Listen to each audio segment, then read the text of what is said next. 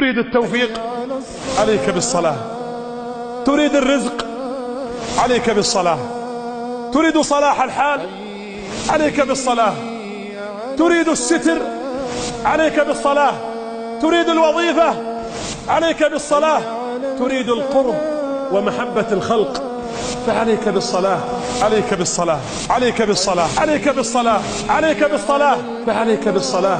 الصلاة تجلب كل خير وتدفع كل شر. واستعينوا بالصبر والصلاة،